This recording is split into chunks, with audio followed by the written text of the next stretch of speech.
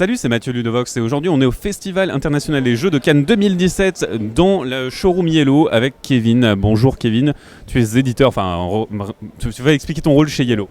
Je suis chargé des événements chez Yellow, donc là j'organise le salon depuis... on est venu mardi déjà pour tout installer.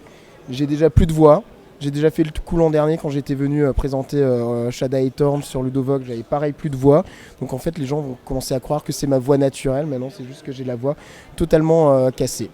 Parce qu'on le dira jamais assez, mais les salons c'est super violent en termes de brouhaha. Voilà, on n'est pas là pour parler de nos voix respectives parce qu'on fait ce qu'on peut, du mieux qu'on peut. On est ici avec le proto de Bunny Kingdom qui devrait sortir pour Essen. Alors Bunny Kingdom, c'est quel genre de jeu et c'est pour combien de personnes, de quel âge, tout ça? Alors, Richard Garfield aux manettes, Paul Maffaillon à l'illustration, et c'est un jeu pour 2 à 4 joueurs, pour des parties d'environ 40 minutes, tout simplement. Quelle est la mécanique du jeu? C'est un jeu de draft, jusque-là classique. Au début d'une manche, on prend 10 cartes, on en draft 2, puis on passe le paquet à son voisin, et ainsi de suite, jusqu'à ce que toutes les cartes soient jouées. On fait ça 4 fois, et à la fin de la partie, on compte qui a le plus de points, et on regarde qui a gagné. La particularité, c'est dans les cartes qu'on draft, et ce qu'on va faire avec les cartes. Déjà, la première chose qu'on va pouvoir drafter, c'est des cartes de position. Donc là, par exemple, ça m'indique J7. Si j'étais le joueur bleu et que je draftais cette carte-là, j'aurais le droit de placer un lapin en cage J7. Donc c'est un jeu déjà de développement, de conquête de territoire. C'est pas un jeu d'affrontement parce que toutes les localisations, les 100 cases du plateau sont uniques dans le jeu. Donc une fois que tu es placé sur une case, on ne pourra plus te la piquer. Donc voilà. Ça c'est la base. Alors tu vas me dire à quoi ça sert de placer des lapins sur des territoires.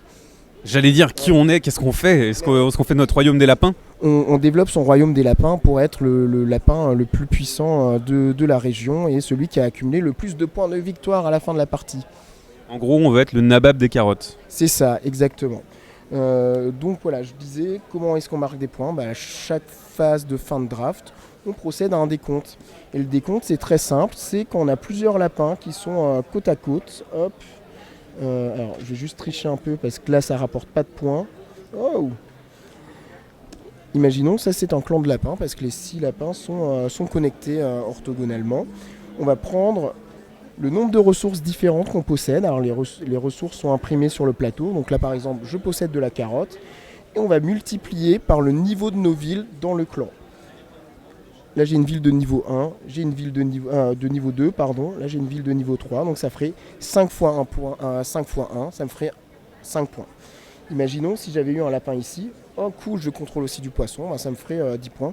Donc au fur et à mesure de la partie, on va étaler nos clans de lapins, nos colonies, pour marquer de plus en plus de points de victoire.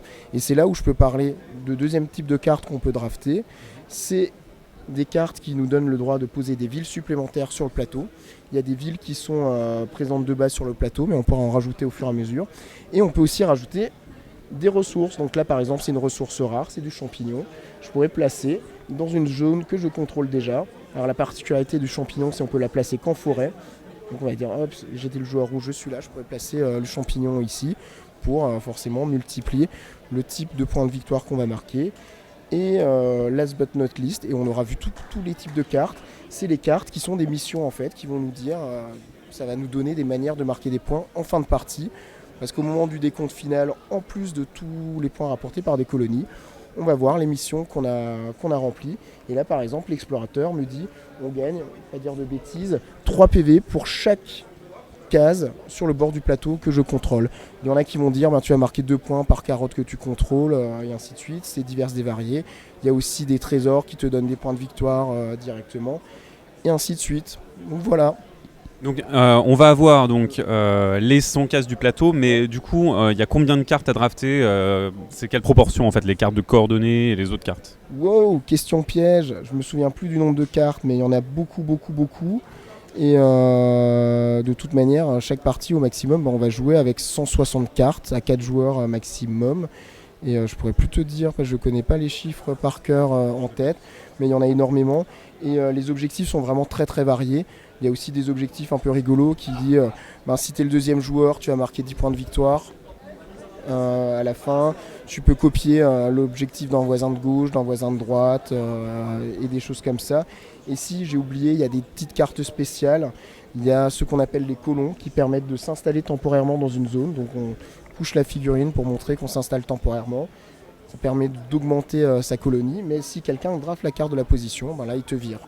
Et après, le dernier type de carte, c'est le relais aérien. Ça permet de relier à distance deux colonies. Alors forcément aussi avec les différentes cases du plateau. Certaines ressources qu'on va pouvoir poser que sur les montagnes, d'autres que en mer, et ainsi de suite. Enfin voilà. Mais ça reste très simple, très fluide et c'est super sympa à jouer, quoi. Alors, est-ce que tu peux me dire quelque chose sur l'aventure éditoriale de Bunny Kingdom? Parce qu'il me semble que donc vous avez déjà collaboré avec Richard Garfield pour, entre autres, King of Tokyo et King of New York. Et comment est-ce que vous en êtes venu à Bunny Kingdom? Est-ce que c'est quelque chose que vous avez commandé à Richard Garfield? Non, c'est pas un travail de commande, c'est un jeu qui nous a proposé. C'est un jeu qu'on développe depuis quelques années. Pourquoi on passe autant de temps à le développer? Parce qu'on l'avait déjà annoncé à Essen l'an dernier. Là, on le réannonce à Essen 2017, mais promis, cette fois-ci, on tiendra les délais. C'est tout simplement, on a eu des petits soucis d'ergonomie.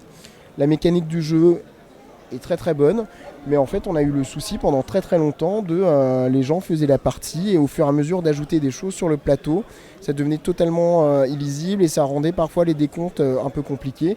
Et à force d'avoir ces retours-là sur les festivals régulièrement, et moi je suis le premier placé parce que je fais souvent tourner les proto Yellow, on s'est dit non, on ne peut pas sortir le jeu comme ça, car même si mécaniquement il est bien, si on passe un mauvais moment à jouer parce que le matos n'est pas adapté, c'est vraiment pas cool. Donc là on a revu la copie, ça marche beaucoup mieux parce que le plateau est beaucoup plus grand.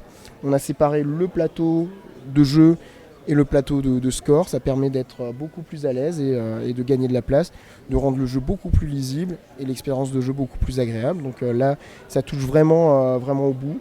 On s'est vraiment éclaté à faire des petites figurines lapins qui sont trop mignonnes. Alors je sais pas si ça rendra très très bien à la vidéo, mais voilà. Mais en tout cas on les voit de haut, je vais en coucher un dans sa case, comme ça on pourra se rendre compte. Donc voilà. Eh ben écoute, merci Kevin pour toutes ces précisions sur Bunny Kingdom qui sort a priori, c'est sûr, pour Essen 2017. Et puis on se dit à bientôt sur Ludovox. À bientôt. Ciao.